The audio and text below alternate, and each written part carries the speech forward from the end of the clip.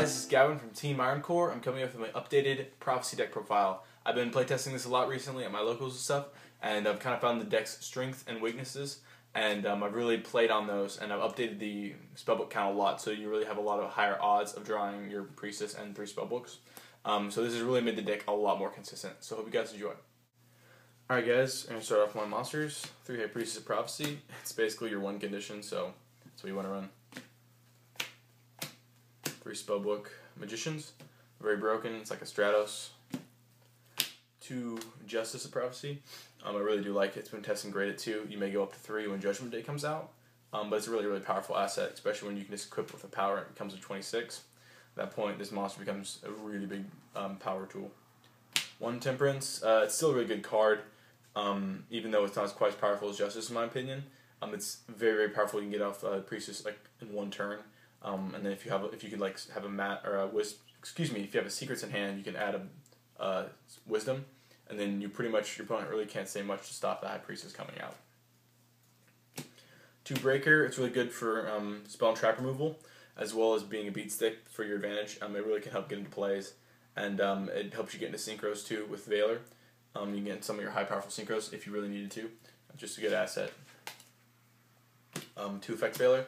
Not only is a spellcaster, all that jazz, it also really is a powerful asset, especially when your opponent, you can stop their plays. Because basically what the point of this deck is to kind of stall out until you get the Priestess in your hand. And so this helps you stall out a lot. 2 Dragodia. You pretty much keep a high hand advantage since the name of the game is to wait until you get Priestess, so this helps you stall out and get high hand advantage at the same time. I wouldn't say Gores because you do want to have Tower out. So if you want to have Tower out, I would say Gore is probably like against your 1 condition on that.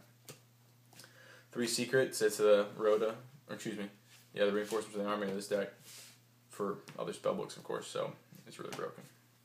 2 Master. 3 would be a little cloggy, and I really do like 2. It's really good for copying, and you can't forget that it also can copy Eternity and Power, so it's a really powerful card. 3 Spellbook of Wisdom. I upped this by 1 for 2 reasons. 1, to make sure my spellbook count was high enough. I was doing some numbers with my buddy Josh and Jacob, and it just seemed like we really needed to have more spellbooks in our hand as opposed to just other generic spells and traps. And it's a really powerful card anyways. 3 Spellbook of Power, up from 2 for the same reason. It's very powerful, and it's really never bad to draw into an extra spellbook because that makes your Priestess even more alive. 2 Eternity still. It is a really powerful toolbox, especially when you're banishing a lot of your stuff for costs. Then you can just grab it right back, so it basically doesn't even make it a cost. 2 Fates. You may say it's a little bit high, but 2 has really been playing well because as the name of the game is to bait out and wait until you draw that Priestess, this helps you get into your Priestess plays because all you have to do is like normal Spellbook Magician, and then add this after like using Power and Fate and all that. And you can just set this and Book of Moon your own guy, so you don't take any damage, and you get another +1. It helps you thin your deck out and helps you get into High Priestess faster. So it's really been playing well. I really like that card. 2 Spellbooks of Life. It's a really good card. It's like a Reborn, so you run it. I might as well run 2.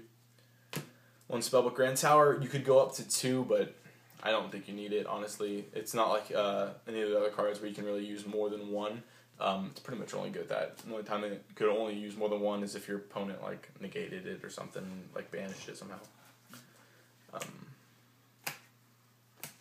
The spells, like generic spells and traps. This is like all you need out of the generic spells and traps. Monster Born, Heavy Sword, and Book of Moon has been testing really well for the same reason that Fate is testing well at 3. It helps you get your plays off quicker, and you can also stall your opponent for it. So it's a really good card. And then for my traps, I just run 3 Threatening Roars. It is a really good card. I went up from 2 because of how much it is important to install out, and so having this in your hand is really imperative. If you draw more than 1, like it's not really that big of a deal because all you do is wait a turn and then set it again. Your opponent really doesn't have much to say about it unless they negate it or, I don't know, MST at the turn you set it. So it's a really good card. It's very powerful. On to the extra deck. It could change a little bit. The extra deck really isn't that important. Armory Arm, Cataster, Arcanite Magician, and Scrap Dragon. There's the level 6 thing. Her name is Tempest Magician. Would test really well in here. But I just don't have one right now. 1 Shining Elf, really good in this deck. It's a spellcaster, so you can use all of your wisdoms and powers on it. 1 Gotchi, 1 Daigusto Phoenix, One Zen Mains, one Levier, and one Leviathan. This would be really, really good in here, especially you can get back your Justice and stuff you banish, or anything you banish after Spellbook of Life, so helps you get plays out faster. One Utopia and one Abyss Dweller. Those are just in case you need them. I really wouldn't imagine you're going to use them unless you have a Reborn in hand. One Hierophant of Prophecy. He's okay. I actually ended up making him the other day, but it really wasn't to my advantage. I just needed a 28-beat stick because I couldn't do anything to their monster. One Big Eye.